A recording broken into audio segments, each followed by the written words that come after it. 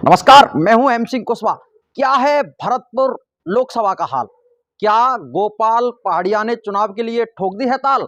आखिर क्या है इनकी कहानी? इन्हीं की जुबानी मैं आपको सुनाऊंगा, तो रुकी रहिए आप इस स्पेशल बुलेटिन में। आप जानेंगे कि क्या मायने हैं विकास के और किन विकास के मुद्दों को लेकर गोपाल पहाड़िया ने चुनाव के लिए ताल ठोक। मेरे साथ गोपाल पहाड़िया जुड़े हुए हैं। मेरे सवाल होंगे, उनके जवाब होंगे। लोकसभा चुनाव आने वाला है, क्या कुछ प्रतिक्रिया रहने वाली है उनकी, वो तमाम बातें हम उनसे करेंगे। और मैं जानकारी के लिए बता दूं कि भरतपुर में इनका जो रेजिडेंस है उसी पर मैं मौजूद हूं और यहां पर उन्हीं की जुबानी आपको सुनाऊंगा कि किस तरह वो एक कर्मठ कार्यकर्ता के रूप में निकले हैं और यदि लोकसभा का उनको जनता मौका देती है तो वो क्षेत्र के किस तरह से नए आयाम स्थापित करेंगे। सर, स्वागत है आपका। नमस्कार जी। सभी सरदारी को इस चैनल के माध्यम से मैं प्यार भरा नमस्कार बोलता हूं। आशा करता हूं आप सभी लोग ठीक होंगे। 2024 हमारे लिए नई खुशियां लेके आ रहा है। जैसा कि आगाज़ हो रहा है, शुरुआत ऐसे करता हूं कि 22 जनवरी को देश और दुनिया में भगवान राम के आगमन का इंतजार है और वो होने जा रहा है। इस सब की आपको शुभकामनाएं और बधाई। गोपाल जी, शुरुआत करते हैं। सर, सबसे पहले जनता हमारी ये चीज जानने के लिए उत्सुक है कि गोपाल एक बड़ा नाम इस वक्त बन गया है। सर, आपकी राजनीतिक शुरुआत कहां से हुई सर? देखिए, मेरी जन्मस्थली तो बयाना है, भरतपुर का हिस्सा है बयाना, और पिताजी का गांव पथेना है। तो मैं यहीं से संबंधित हूँ, भरतपुर से ही।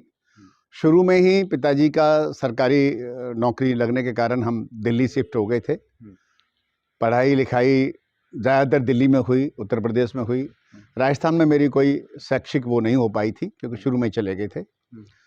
और वहाँ मैंने छात्र जीवन से ही ये सामाजिक जो योगदान जो मेरे जीवन की एक शुरुआत हुई, वो सन 1975 से हो गई। वहाँ पे मेरा कॉलेज की शुरुआत थी और छात्र जीवन से ही मैं राजनीति में आ गया।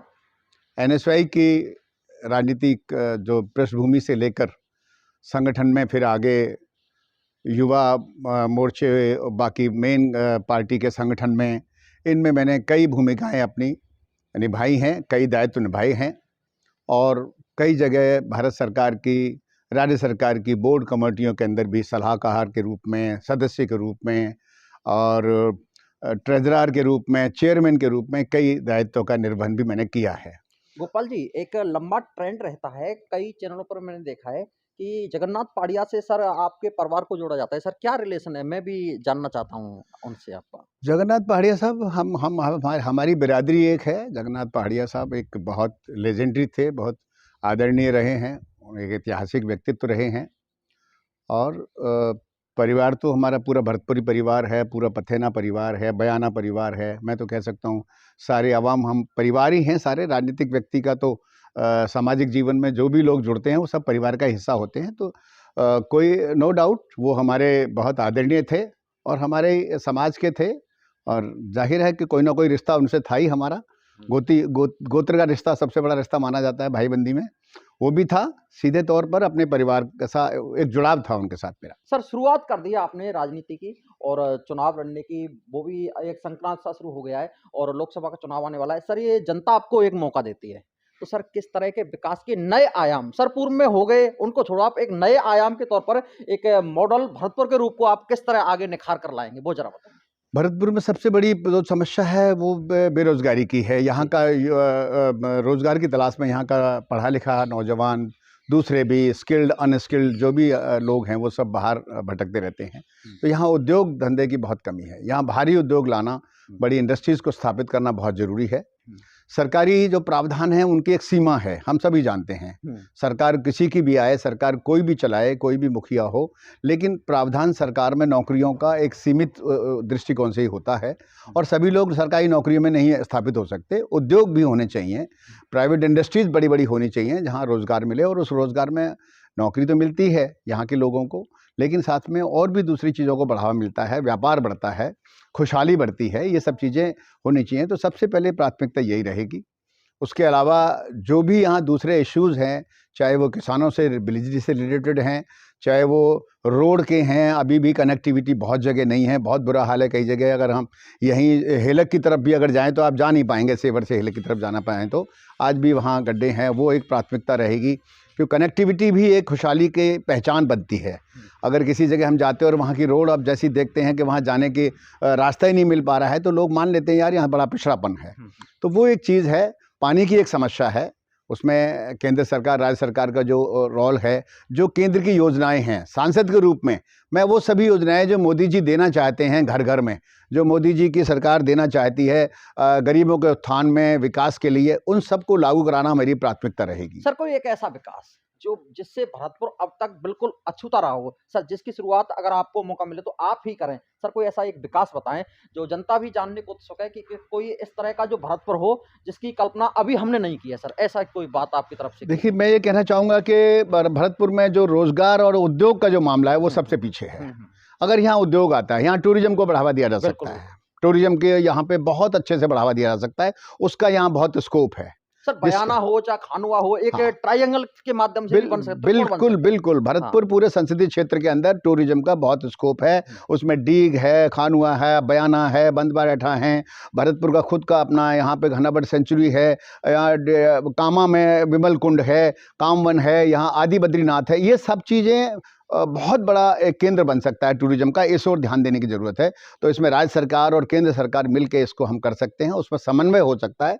और एक सांसद के रूप में जो जिम्मेदारी केंद्र की ओर से बननी चाहिए, जो बनती है, उसका निर्वहन मैं करना चाहता हूं बहुत गंभीरता से। बिल्कुल पहाड़िया जी, आपने तमाम बातें इंडस्ट्रियल की, टूरिज्म की और जो ट्रायंगल सर्किट की बात की वो भी की। सर 22 जनवरी को राम मंदिर का भव्य उद्घाटन होने जा रहा है सर, आपकी ही विधानसभा एक बयाना और वहाँ का एक गांव है बंसी पहाड़पुर सर, उसी पत्थर से उस मंदिर का निर्माण हुआ है सर। आपके लिए खुशी का माहौल है और तमाम जनता भी उत्सुक है कि आप 2 शब्दों में जरा वो भी बताएं कि किस तरह से आपके क्षेत्र में खुशी का माहौल है। बिल्कुल है साहब, हमारा ये मान के चलें कि भगवान राम की जन्मस्थली पे हमारे संसदीय क्षेत्र के अंतर्गत बयाना बंसी पहाड़पुर के पत्थर की एक जो योगदान उस रूप में हमारा हुआ है, ये हमारे लिए गौरव की बात है।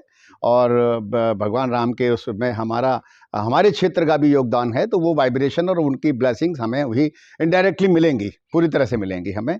और 22 तारीख को जो हो रहा है वो तो ऐतिहासिक है ही है, और उसका बड़ा बेचैनी से हम सबको इंतजार है। खुशी का माहौल है, जन जन में माहौल है, भरतपुर क्षेत्र में भी बहुत ज़्यादा है। ये तो वैसे भी धर्म कर्म की भूमि है, ब्रिज भूमि है, इसका तो वैसे ही कनेक्शन है, अध्यात्म से है, भगवानों से है।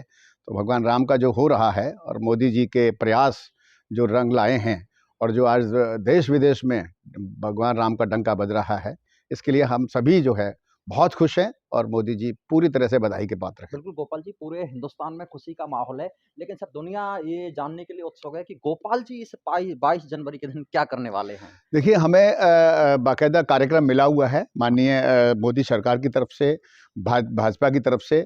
हमने मंदिरों में जो सफाई अभियान का जो कार्यक्रम दिया हुआ है वो हम कर रहे हैं, हम आज भी करके आ रहे हैं।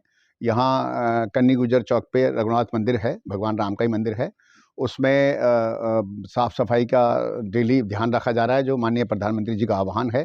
और 22 तारीख को जो कार्यक्रम मिला है, दीप जलेंगे, दीपदान होगा मंदिर में, मंदिर की सफाई स्वच्छता वाहन जो भी है, जो हर एक को मिला है, उसमें हम भी पार्टिसिपेट कर सेलिब्रेट कर रहे हो सर उस दिन को? हम यहाँ भरतपुर में ही कन्नी गुजर पे मंदिर में, रघुनाथ मंदिर में, श्री रघुनाथ मंदिर में।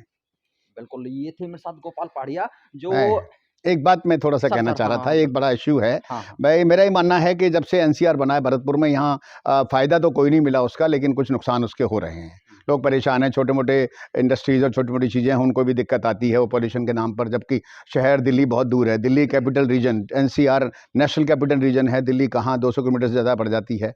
अब पता नहीं कैसे शामिल कर लिया। तो मेरा मानना ये है, मैं तो अपील करूँगा और बिल्कुल आह्वान करूँगा कि इस बात के लिए सभी लोग जुड़ें और इस मुहिम में साथ दें कि एनसीआर की सुविधाएं यहाँ आ नहीं पाई हैं, या तो एनसीआर हट जाए या सुविधाएं आएँ। हाँ, मैं ये वायदा करता हूँ सांसद के रूप में, अगर मुझे मौका मिला, भारतीय जनता पार्टी मुझे पहले टिकट दे और उसके बाद में आशीर्वाद स्वरूप मत मिलें जनता के, और अगर संसद पहुँचा तो ये ज़रूर है कि जो एनसीआर, जिस वजह से एनसीआर में लाया गया है, वो सुविधाएं जो एनसीआर की होनी चाहिए, मैं तो उसको अवश्य लागू कराने के लिए, ये भी मेरी एक प्राथमिकता रहेगी।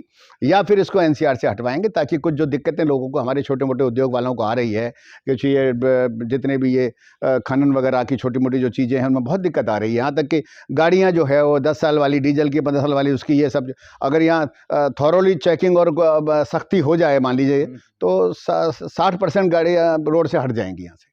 तो ये एक मुद्दा है, इसमें वो भी है, तो मैं इसमें भी प्राथमिकता रखूंगा अपनी। बहुत बहुत धन्यवाद गोपाल जी, आपने इतना समय हमारे लिए और हमारे दर्शकों के लिए। नहीं नहीं, बिल्कुल मैं साथियों, आभारी हूँ आपके चैनल के माध्यम से मेरी बात पहुँचे जनता जनार्दन तक, सरदारी तक। और मेरी उम्मीद है कि सरदारी जैसा स्नेह मुझसे पहले से करती आई है, ज़रूर भविष्य मौका देगी। पार्टी ने अगर मुझे मौका दिया तो सरदारी से मैं ज़रूर उनके बीच में आके अपील करूँगा, वोट मांगूंगा, और मुझे उम्मीद है कि आशीर्वाद मिलेगा। और मैं संसद में पहुँचूंगा तो मैं सरदारी को निराश नहीं करूँगा, ये मेरा वायदा है। बहुत बहुत राम राम साहब। बिल्कुल, ये थे मेरे साथ गोपाल पहाड़िया। उन्होंने तमाम बातें, चाहे वो उद्योग की, इंडस्ट्रियल एरिया की हो, टूरिज्म की हो, या कोई रोड सर्किट हो, या फिर एनसीआर की बात हो, इन्होंने तमाम बातें रखी। कैमरामैन संदीप चौधरी के साथ हेम सिंह कोसवा, हमारा राइस।